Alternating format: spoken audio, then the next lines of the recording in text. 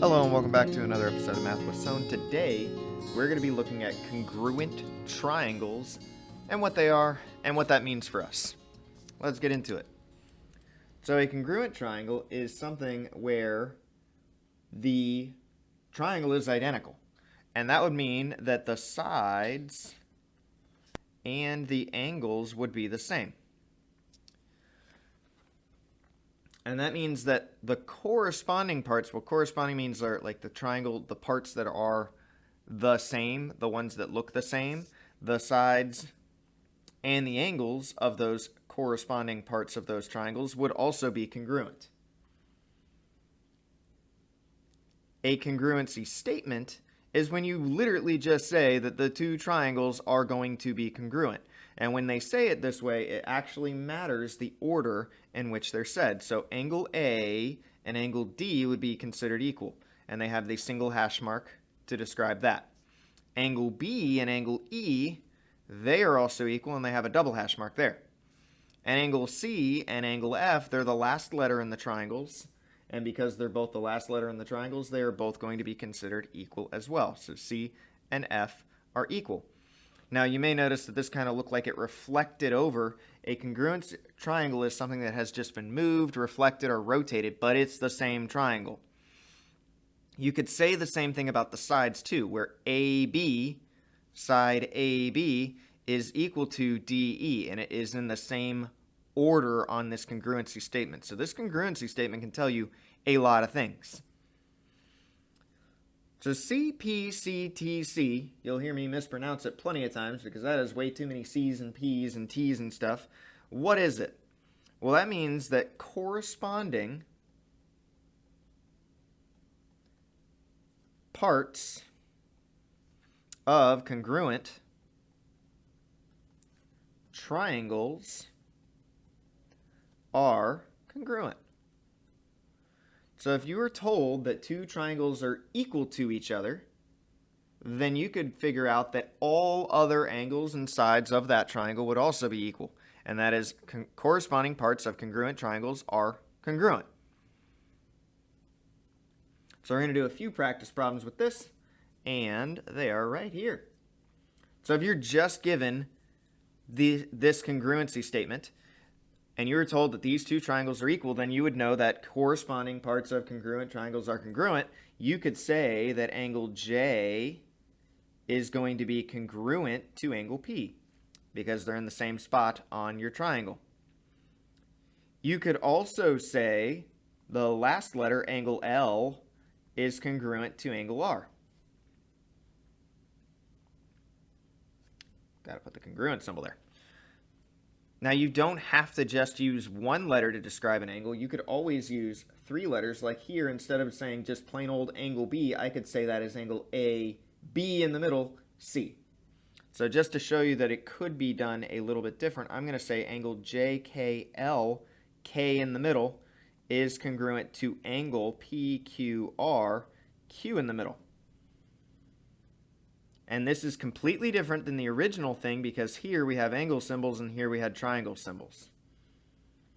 Now the sides that are equal would be having to be using two letters. So a side can't just be side A. It's side AB on this triangle, not just side A. So in here we have side JK would have to be congruent to side PQ, the first two letters there. And side KL, the last two letters, would have to be congruent to the last two letters QR. And last but not least, you may think that we're done. We actually have the first and last letters J and L and P and R. JL would have to be congruent to PR as well. And those would be how you would extract your congruent sides and angles from a congruency statement. Write another valid congruency statement. Well, another valid congruency statement is anything that connects the same J to P and K to Q and L to R, but you would just have to rewrite it in a different order. So if we wanted to write another valid congruency statement, all we would have to do is say that triangle let's just write it backwards. LKJ is congruent to triangle RQP. We still would have J and P be the letters that connect each other, and therefore it is the same exact congruency statement, but just written a slightly different way to describe the triangles. So, one at the bottom of the page, we have, given that these two triangles are equal, we could do this probably without the congruency statement. Complete each of the following. So what would KM be equal to? Well, KM looks like this long diagonal side, and CA looks like that same long diagonal side. And if we looked at the congruency statement, we could also confirm that C and A are the first and last letters, and K and M are the first and last letters. Order does matter with this, though.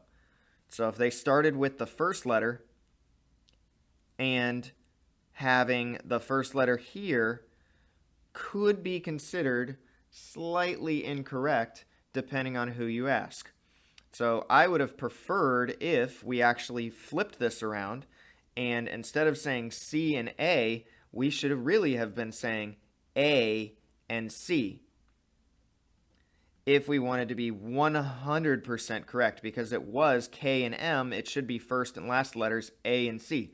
And that is strictly because the sides, we're talking about slightly different angles when we talk about K versus M, and therefore order would matter in some situations. Let's do a different one. What is angle K going to be equal to? Well, angle K is here, and if you notice that this triangle looks like it's kind of flipped over, angle A would be what relates to that, and the congruency statement also confirms it. I'm looking at the completely wrong thing. Angle Y clearly relates to angle P, so I'm going to fill that in. Y and P are equal to each other, and they're the middle letter. Side PK, from P to K, is right here, so we should go from middle to the first letter, which is side Y to A.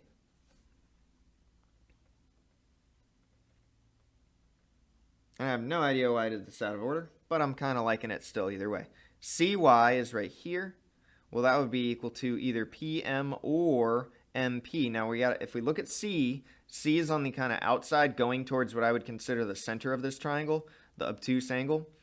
So I would want to go from M, the outside, going towards the center, which is P on this guy. So M to P in the same order.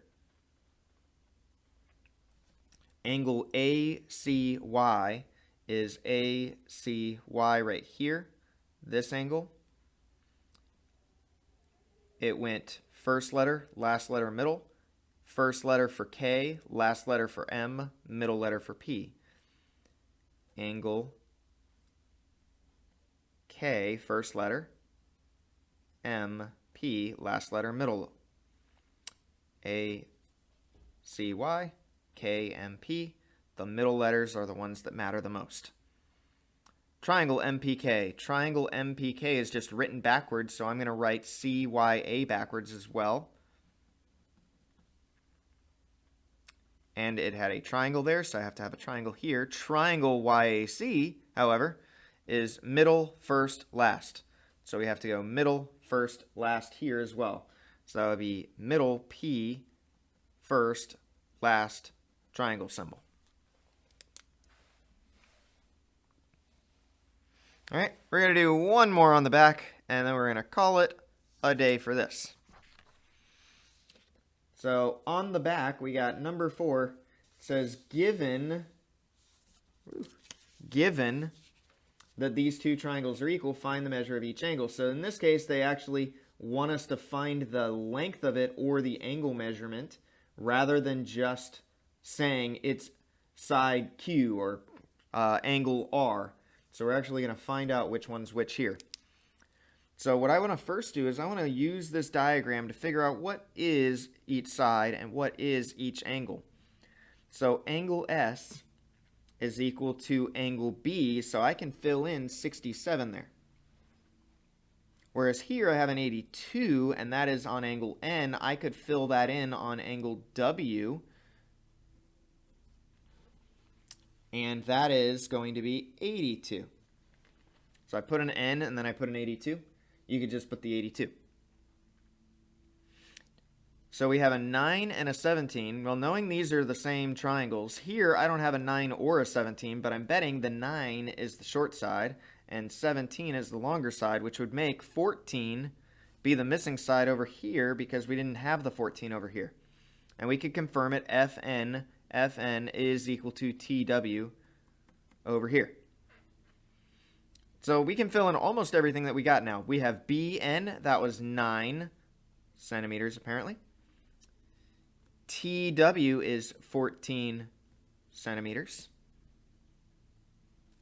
BF, we filled it in, is 17 centimeters.